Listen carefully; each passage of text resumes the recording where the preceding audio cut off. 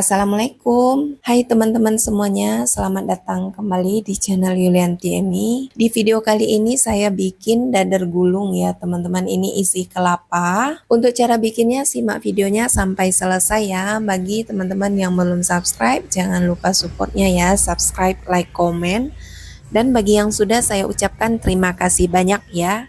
Pertama saya siapkan satu panci, lalu saya masukkan gula aren 100 gram.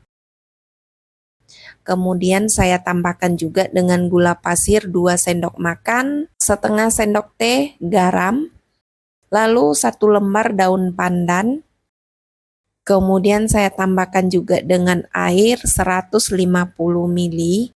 Ini mau saya larutkan dulu gula arennya. Saya masak sampai benar-benar gulanya ini larut dan menyatu dengan air ya teman-teman. Ini sambil diaduk ya teman-teman.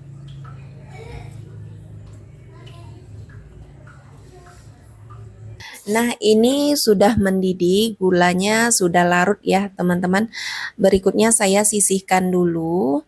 Lalu ini saya siapkan satu pan.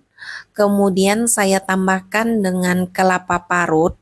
Ini 1 biji ya kelapanya yang saya gunakan dengan parutan yang agak kasar gitu. Lalu saya tambahkan dengan larutan gula arennya ya teman-teman. Ini saya saring supaya bersih dari ampas kotornya yang terdapat pada gulanya ya. Biasanya ya teman-teman kalau gula aren ataupun gula merah itu terdapat ampas kotornya ya teman-teman. Jadi sebaiknya kalau menggunakan gula merah atau gula aren, sebelum digunakan itu sebaiknya dilarutkan dulu dan disaring ya teman-teman. Selanjutnya ini kelapanya mau saya masak ya teman-teman. Ini sambil diaduk semuanya sampai tercampur merata, dan ini saya masak sampai airnya ini mengering ya.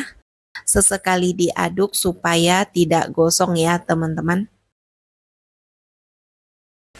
Nah, ini airnya sudah mulai kering. Kelapanya sudah matang ya. Selanjutnya mau saya siapkan untuk bahan kulitnya ya teman-teman. Ini saya siapkan satu wadah, lalu saya tambahkan dengan tepung terigu, ini 250 gram.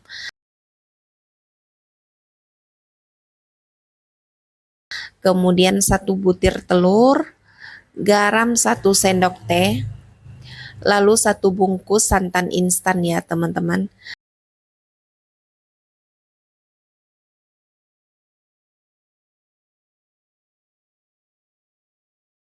Berikut saya tambahkan dengan air dingin 600 ml. Ini saya masukkan airnya secara bertahap ya teman-teman, supaya ini tepungnya lebih mudah larutnya ya. Pastikan ini semua bahannya benar-benar larut dan tercampur merata ya teman-teman. Ini diaduk terus. Nah, ini saya masukkan sisa air terakhir ya. Saya masukkan, lalu saya aduk.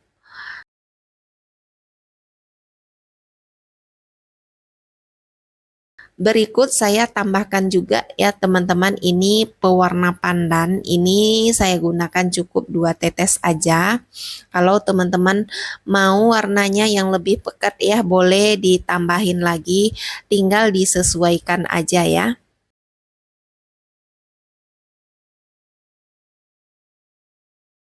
Nah, ini untuk memastikan adonannya benar-benar halus, ini saya saring aja ya adonannya.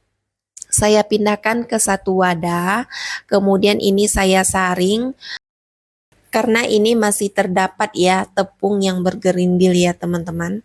Ini saya saring supaya adonannya lebih halus ya.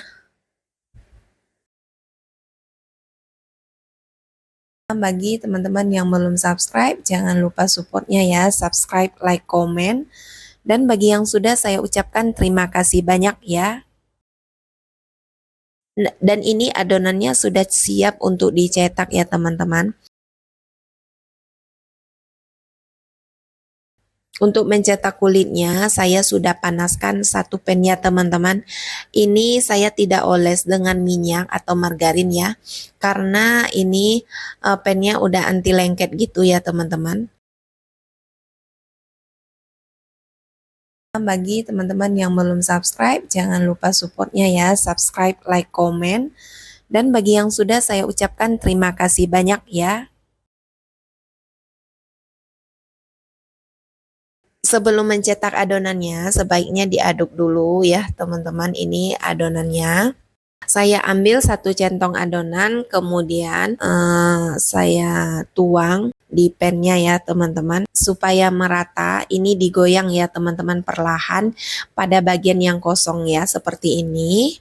Nah, ini dimasak sampai bagian permukaannya ini kering ya teman-teman. Jadi kalau teman-teman mau bagian kulitnya ini berpori, masaknya menggunakan api sedang cenderung kecil ya teman-teman. Tapi kalau tidak mau berpori, ini masaknya menggunakan api yang sangat kecil ya teman-teman. Nah, seperti ini adonan bagian atasnya sudah kering ya teman-teman. Dan pada bagian pinggirnya sudah mulai terkelupas seperti itu. Artinya ini sudah matang ya. Kemudian lakukan aja ya teman-teman untuk pencetakannya sampai selesai ya. Selanjutnya ini untuk proses pengisiannya, saya ambil satu lembar bagian kulitnya, berikut saya tambahkan dengan 1 sendok makan kelapanya ya teman-teman. Kemudian ini ditutupin, lalu dilipat di bagian sisinya, berikut tinggal digulung aja ya teman-teman seperti ini. Nah, ini mudah banget ya teman-teman melakukannya. Lakukan ini sampai semuanya selesai ya teman-teman.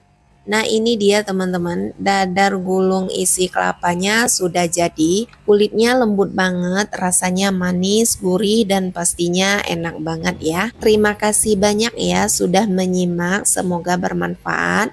Wassalamualaikum warahmatullahi wabarakatuh.